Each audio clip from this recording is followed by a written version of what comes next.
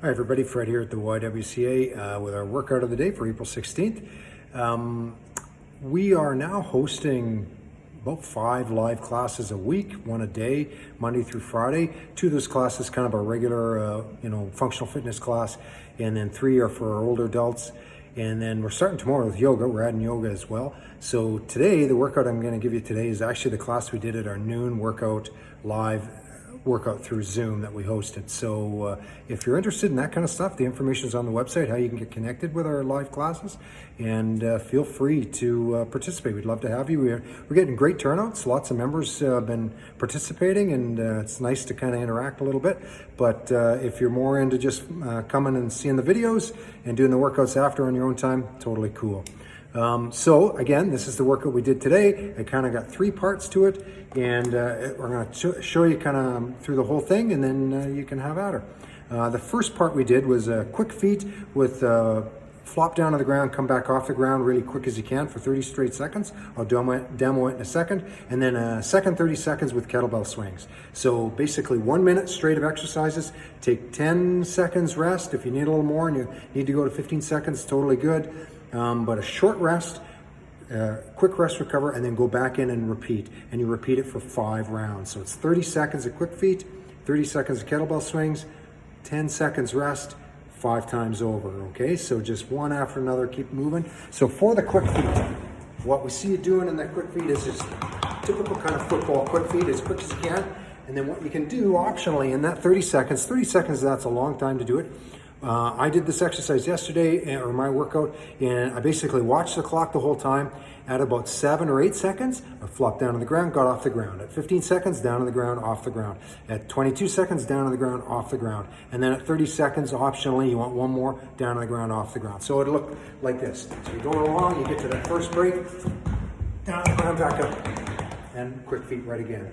Now, for some of you, getting down on the ground, off the ground might not be your choice. You want to do a squat there instead, that's fine. So it could look like this, where you're going quick feet, do a squat, back into quick feet, you could do that, or you could just skip that piece and just do 30 seconds straight of it. Again, then immediately after you've done the 30 seconds, pick up your kettlebell, start doing the kettlebell swings.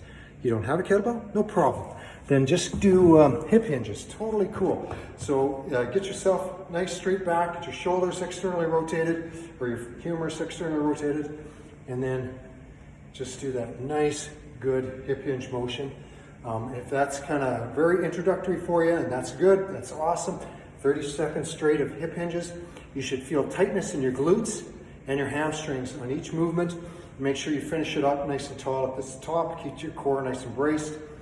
You want to make that a little bit more like a kettlebell swing. You can actually do it like pretend you're nailed to the floor. Go back down and come up with some force and velocity. So that's getting those hip flexor muscles to work a little bit harder, much like a kettlebell swing. So you can almost pretend like it's a jump, right? So we kind of teach kettlebell swing like that, except my feet are nailed to the floor, right? It's very similar to the kettlebell swing. And then, so those are your options. 30 seconds of the quick feet, 30 seconds of hip hinges or kettlebell swings, short break rest, 30 seconds again, 30 seconds again, 5 rounds. Immediately at the conclusion of your 5 rounds, as soon as you've done that 5th round, so you'll be finishing with your kettlebell swings, as soon as you do that, what I'd like you to do is one of 2 things. If you've got good squat mobility, or it's not bad squat mobility, you can take your kettlebell, or your weight if you need it, and I want you to get into nice squat mobility. So just putting yourself into that good squat position. I'm just going to give you a little better phone position here so you can see. So what I want is just 4 straight minutes of working on your squat. Now, someone who's got a great squat position could sit here for 4 straight minutes. Knees aren't going to bark too much. You can actually do that, and that's awesome. For lots of us, 4 straight minutes of this is kind of painful. Okay, so I want you to be doing it for 4 minutes. If after 30 seconds or a minute, you got to put the weight down, you got to kick your legs out, give them a little bit of a break, no problem. Go ahead and do that. Then go back in, one way or the other, watch the clock, 4 straight minutes of working on squat mobility. If being in deep squat like that is not where you're at right now and you can't do that, optionally, instead, you could do tactical frog. So that would be getting down on your knees, nice and wide base, and working in and out of that tactical frog position. Right, so just working back and forth, and I'll show you on the side, basically in that good wide position, keeping your back nice and straight, working in that good tactical frog position. If you can go elbows down on that as opposed to hands up, duplicates or kind of replicates kind of the standing squat position a little bit, so not a bad option for that as well. So that's part 2, right?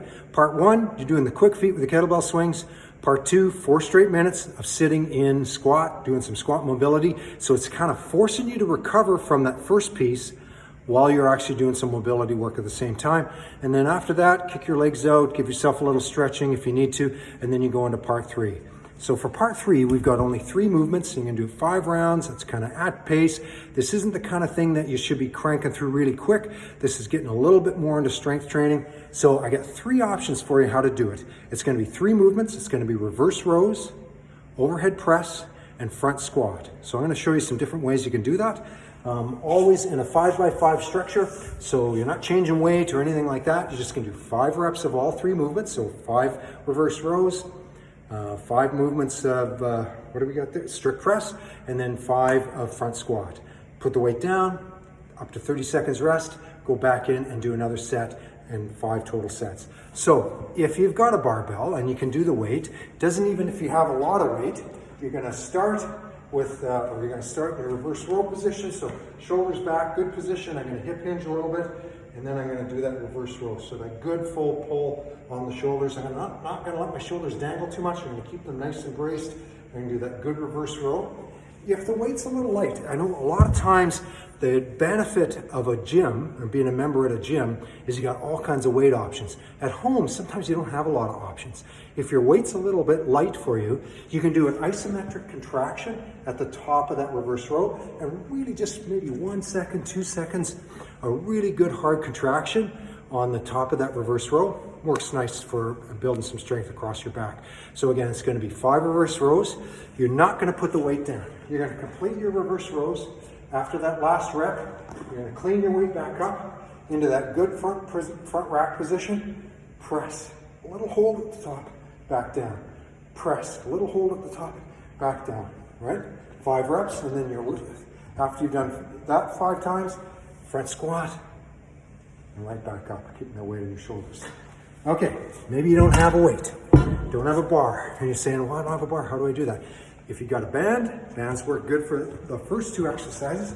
So you can do reverse rows with the band, works good. You can hold it nice and tight at the back, a little isometric contraction, works good. Then you can go here, press with a band, works nice. And then you can just do your squats out of that with the band. Okay, so that's with a band. Don't have a band, okay? Find something in your house. This isn't a bag of dog food, but it's quite a bit like a big bag of dog food, and it'll work for these movements. So, got a sandbag here, nice. Completing that reverse row. Press it, and press it overhead, and then I got front squat. Okay. Great thing about using something like a sandbag, bag of dog food, something you got lying around your house that's got a little bit of weight in it, is it's functional, right? That's something in real life, maybe it doesn't have nice handles. Kettlebells, they come with nice handles. Like they're actually quite easy to carry, or quite easy to grip. But where if you've got something in real life, maybe it's unweighted, maybe the weight is easier on your left than your right, or vice versa. All of those things are good at helping you to replicate functional movement patterns in real life. So nothing wrong with trying to do some of these movements with something else. Those are the 3 pieces to it. That last one, again, you're doing 5 reverse rows, 5 strict press, 5 front squats, 5 rounds. Take your time, precise movements. Borrow from Gray Cook, move well before you move often, right? So try to make all your movements really precise. Like I said, this is our live class. This is what we did in our live class today. It's posted, the workout's posted on the website, and we now have a YouTube channel, so you can subscribe to that. We're putting these workouts on Facebook, but they're also going to be archived on our YouTube channel. So lots of different ways that you can ingest the stuff we're doing, and keep going and keep active. Have a great day. Thanks.